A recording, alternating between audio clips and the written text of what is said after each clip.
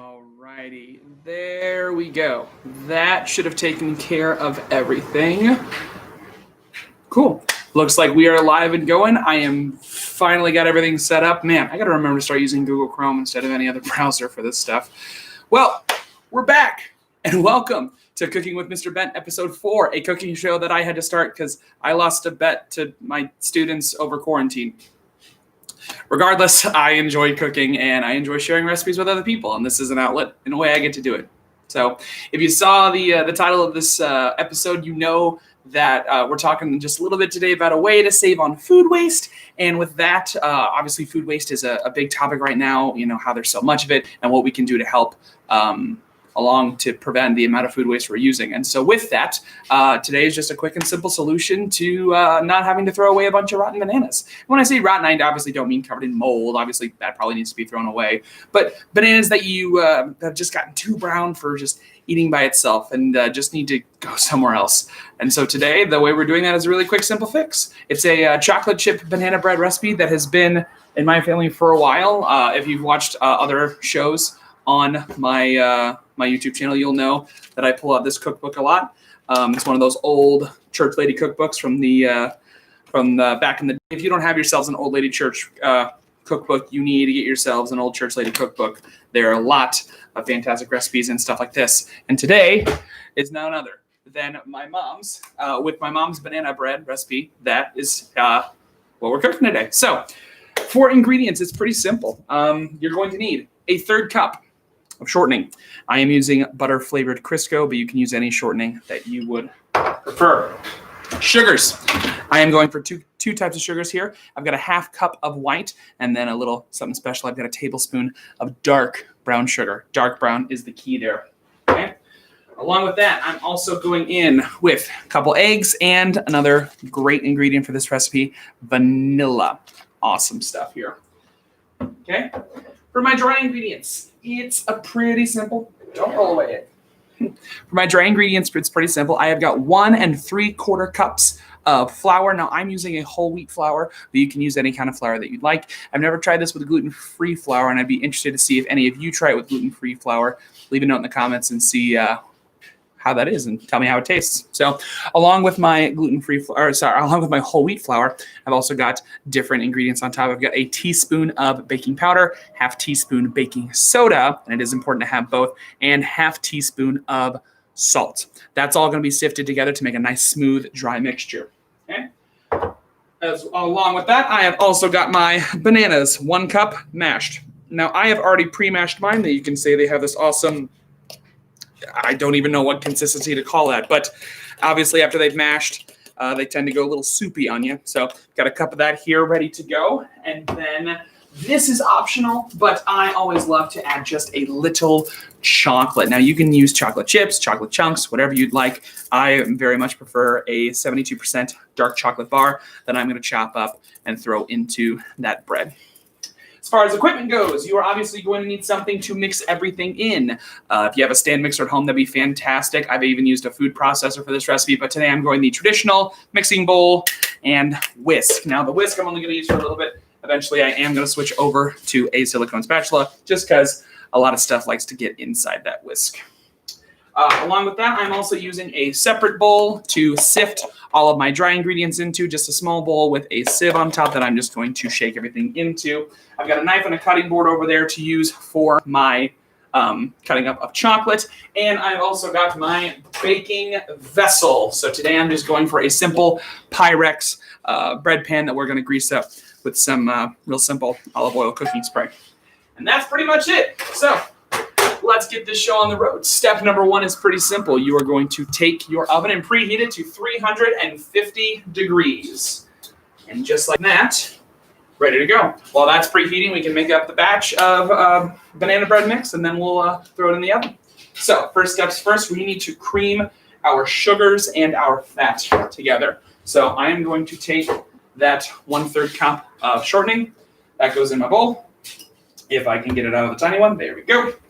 And in with the tablespoon of brown sugar and 1/2 cup of white sugar. Now, this is always one of the most annoying parts of mixing by hand is actually having to cream the fat and sugars together. What I mean by cream just simply means we're making it into one mixture. So you can see right now in my bowl, you can obviously tell where the fat is and where the sugars are. To cream it together just means we are going to make one mixture to where you cannot tell what's cream or what's fat and what is sugar. It's all just going to be one mixture. Now, I like to go for a little bit of a larger whisk here. I tried a smaller whisk earlier this morning when I made here's one I made earlier, just so that we don't have to wait the 45 minutes it takes for this thing to bake. But it seems as though this bigger whisk is much nicer in not getting a bunch of large lumps in it. Okay, so I'm going to clean that all together. And this may take a while, so I'm going to banter a little bit for no reason. Also, if you're watching this live, hello to the one person who's watching this live. I still wonder why I make these if I only get one views at a time. Hey, you know what? It's for the views after. It's for the happiness of seeing my students' face light up when I go to school and tell them, hey, I made another YouTube video. You get to go watch it. It's like, wow, our choir teacher just makes food on the side for fun. Yeah, that's what I do. So, alrighty. So now we've got a much better mixture. I can come over here and show you how this is really starting to come together. Now you can see here that the white sugar and the shortening have really mixed well. There's still some bigger clumps of brown sugar, but as we start adding some of the wet ingredients, it should even that out a little bit. Speaking of our wet ingredients, in we go with 2 eggs. Here's one. And yes, I just did a one-handed crack to show off. And there is 2. Both of the one-handed crack. Straight over the trash can and straight over to my sink. Because germs are bad. And regardless of what you think about and eating raw stuff, I'm fine with some raw stuff. But in regards to baking, I don't like to take any chances. So, in with my eggs, and also in with just a dash, or if you're using exact measurements, a teaspoon of vanilla. That's about a teaspoon. Measuring stuff out can sometimes be practical, but not always. Okay, so in with my eggs, in with my vanilla, I'm now going to beat this all together and create, hopefully, one homogeneous mixture. This is where if you have a stand mixer, it comes in handy. If not, get the guns out.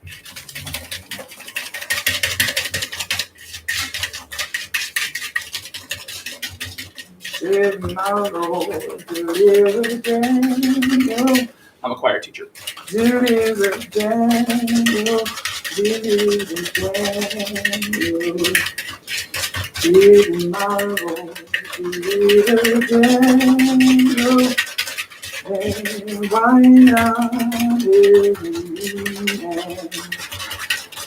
Alrighty, so got all this to one nice consistent mixture. I can't really hold anything up because it is such a nice consistency. I can kind of throw some up on the side there. Oh wait, I can move my laptop camera down, can't I? Hey, look.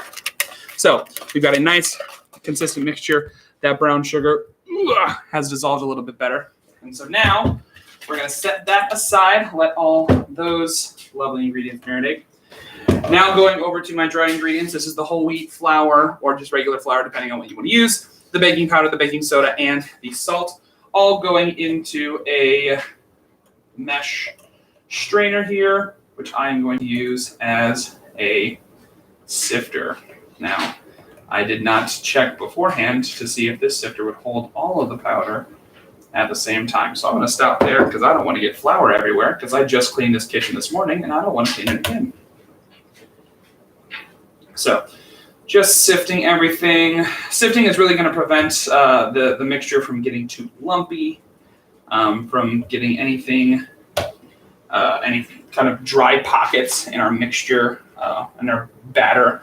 It's called a banana bread, but more realistically, it's more of a banana pastry, if anything. You'll notice whenever I actually get this finished, it's not really a dough like a bread would be, but it's more of a batter that we're going to pour into the bread pan. So And some of these steps love to take forever.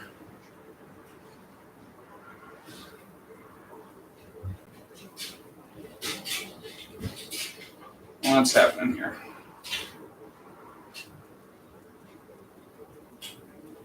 Clearly, I'm not good at picking out good strainers. Why are we having such an issue here? All right, Wendy.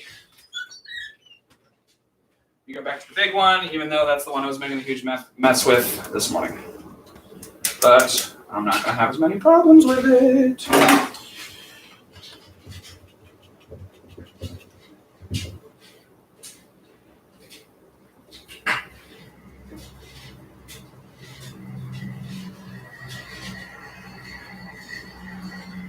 You know, sometimes I do these live streams. I say sometimes as if I do these live streams all the time. This is only my fourth. Sometimes I just kind of sit there and think, you know, maybe you should have done some of this stuff before you started the live stream. Well, hindsight's 20/20. Alrighty, getting to the bottom here. And I like to go ahead and run fingers through just in case. Then a bigger ingredients that you want to push through. Now, with whole wheat flour, you will notice that you get a lot of bigger chunks of actual wheat grain that gets left over. That is fine. We're just going to toss that to the side. Hopefully, that doesn't affect our ratio of dry to wet. Anything that got on the counter is going in the bowl, because like I said, I cleaned it this morning, so not an issue. Dirty apron. So, back to our mixture here. This is where the bananas come into play. So we've got a mixture of sugar and eggs and vanilla and our shortening. I've also got my dry mixture now, all sifted, all mixed together, and I've got my mashed bananas. This is where we're going to go in. We're going to start incorporating these ingredients all into the same actual mixture, and this is where I'm actually going to switch over from the whisk to a silicone spatula. This is just going to make sure that everything doesn't stick inside the whisk. Okay, so first things first, I'm actually just going to take half of this dry mixture, and it goes in to my main mixing bowl. We're going to give that a mix until it is well incorporated. And you'll notice that it seems to get a little dry, or maybe not the right consistency. That's just because we're adding different ingredients in at different steps. So make sure that's all nice and incorporated. Make sure you get all those different areas of the bowl scraped so you don't have anything dry left over. No extra flour there, no extra nothing. Okay. After that, I'm going in with half of my mixture of mashed bananas. Just half. And again, we go with another mix up, getting everything nice and incorporated. The noises that are coming out of this bowl are just thrilling. Whew, it is starting to smell like bananas now. That's probably because we're making banana bread. Let's do that. All right. So this is about where we're at right now. Kind of a nice, lightly falling texture. Now I'm in with the rest of my dry mix. Okay. Then we're going to incorporate that, and then same thing with the rest of my mashed banana. We will incorporate that and get this dry mix incorporated first, which is now just a little bit more difficult, just because we are now working with more volume of batter.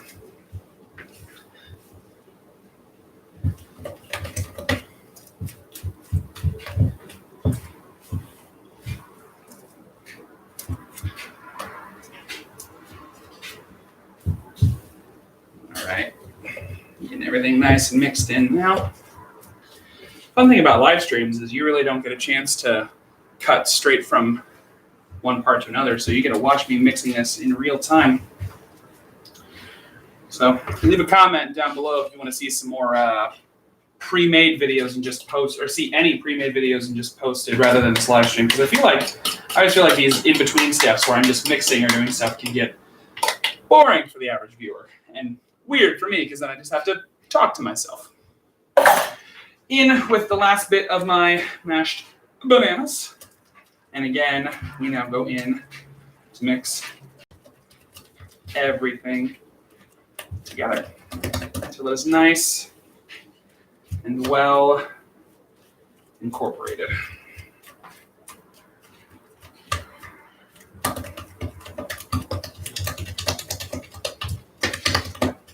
There we go. This is about what you're looking for. It is not the, it's not a bread dough like I was talking about earlier. It is truly more of a batter, very thick batter, almost like you'd see with a, maybe like a pancake or a waffle batter if you're making homemade stuff. So there is that. Now we're also missing the quintessential, but 100% optional ingredients of chocolates. If you don't want chocolate, you don't have to. If you want different kinds of chocolate, you're more than welcome to that. You can choose your own chocolate preferences here. I know there were times when my mom would make this recipe that it seemed like there was more chocolate in the banana bread than bananas, and so we would always give her a hard time for it, and she was not a fan, but we gave her a hard time for it. So, alrighty, and I am just going to take this and just give it a rough chop. Now, in my experience, as you're slicing down in longer strokes, it tends to crumb off to where it kind of makes the chunks for you. But if it doesn't, if you're chopping up chocolate, just go one run. If you're doing a length like this, just take one run right down the middle of all that chocolate. I personally don't see a problem with some of the bigger chunks being in there. I think that just makes for a different banana bread experience. No one piece is the same. Okay. All that's going to go in. And I'll get the rest of this chopped up real quick. Okay, nice and simple.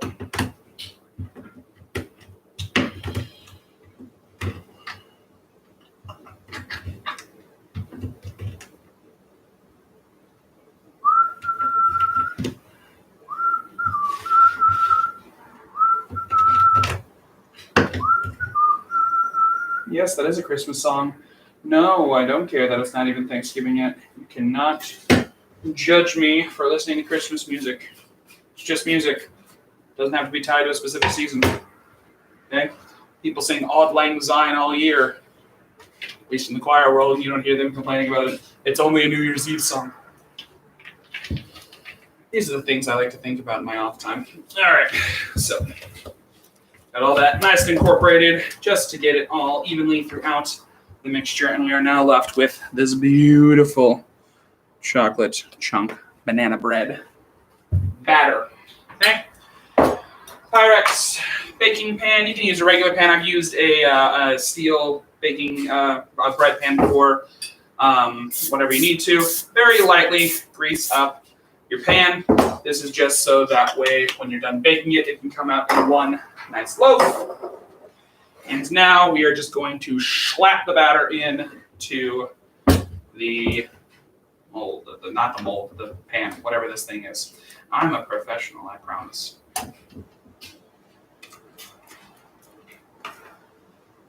Whoa.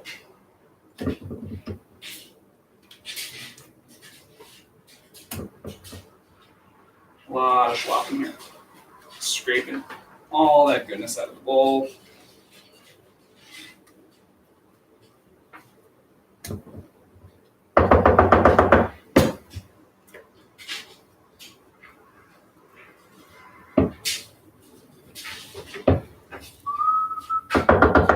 Again, another reason why I like switching to the silicone spatula instead of whisk is because you can really devote some time to actually cleaning out the bowl and getting as much of the mixture out as possible.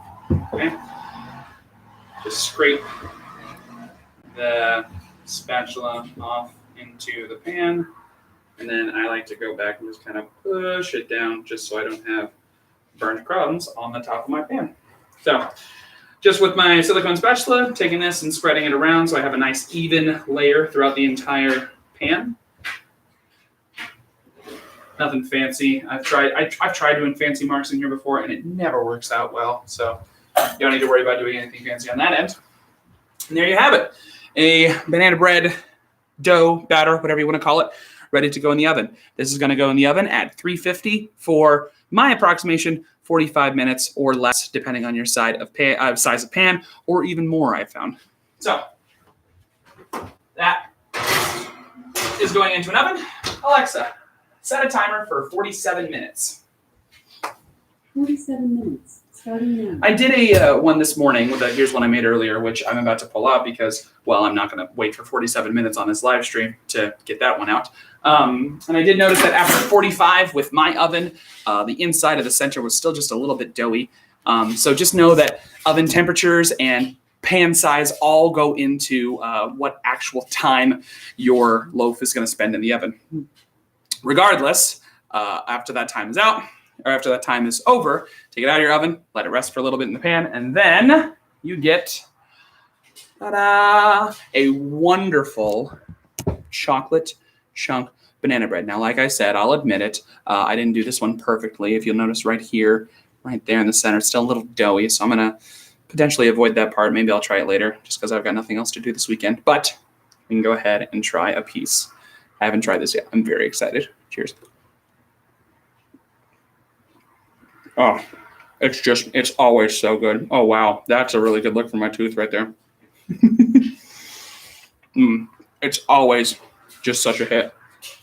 And, because of the banana in it, this makes a great breakfast bread if you just want a little sweet something. It also makes a great dessert bread. Really good to bring to parties or gatherings of any sort. You can spread different things on it. Some people like to spread honey. I personally would love to go in with just a little bit of butter on that, especially when it's nice and warm. When this loaf comes out of the oven, it is marvelous. You are not going to regret it. So there you have it. A quick and simple chocolate chunk banana bread, no wasted bananas, and delicious dessert or breakfast bread or a delicious treat. Comment down below and tell me what you'd like to see. And also, if you want to see some actual pre-made videos that I just post versus consistent live streams, let me know what you want to see. I'd love to see this channel expand into something that could possibly be bigger. So have a great rest of your day. Love you guys.